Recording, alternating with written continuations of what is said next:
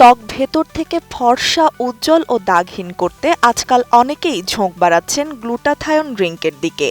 মূলত শক্তিশালী এই অ্যান্টিঅক্সিডেন্টটি ত্বকের মেলানিন উৎপাদন কমিয়ে কোষ পুনরুজ্জীবিত করতে সাহায্য করে। তবে বাজারের প্যাকেটজাত এসব ড্রিঙ্ক কতটা নিরাপদ তা নিয়ে থেকে যায় সংশয়। বিশেষজ্ঞদের মতে, কেমিক্যালের উপর ভরসা না করে প্রাকৃতিকভাবেই রান্নাঘরের কিছু চেনা উপকরণ দিয়ে ত্বকে গ্লুটাথায়নের মতো অ্যান্টিঅক্সিডেন্টের পুষ্টি ও উজ্জ্বলতা ফিরিয়ে আনা সম্ভব।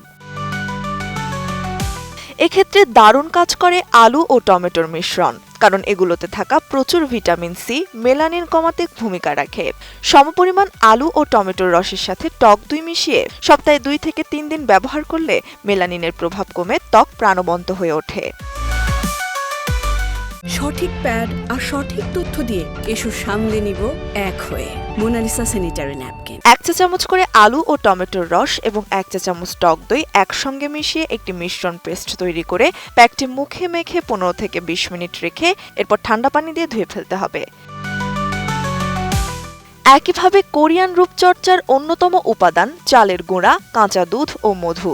2 চামচ চালের গুঁড়া, 1 চামচ করে কাঁচা দুধ ও মধু ভালো করে মিশিয়ে ত্বকের দাগছোপ দূর হয়ে উজ্জ্বলতা বাড়ে।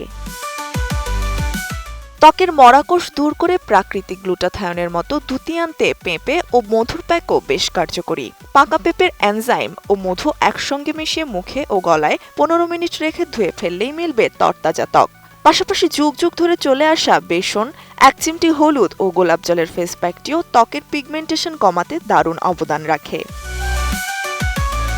তবে ঘরোয়া ফেস প্যাক ব্যবহারের আগে ত্বকের সংবেদনশীলতা বুঝতে কানের নিচে বা হাতের অংশে প্যাচ টেস্ট করে নেওয়া জরুরি, যা অ্যালার্জির ঝুঁকি এড়াতে সাহায্য করে। কেবল রূপচর্চাতেই নয়, খাবারের অভ্যাসেও আনা চাই পরিবর্তন। দুপুরের খাবারের সালফারযুক্ত কাঁচা রসুন ও পেঁয়াজ রাখা, রাতে ঘুমানোর আগে হলুদের কারকিউমিন সমৃদ্ধ গরম দুধ পান করা এবং লিভার ভালো রাখতে চিনি জাতীয় খাবার কমিয়ে দেওয়ার মাধ্যমে শরীরে প্রাকৃতিকভাবে গ্লুটাথায়নের মাত্রা বাড়ানো সম্ভব।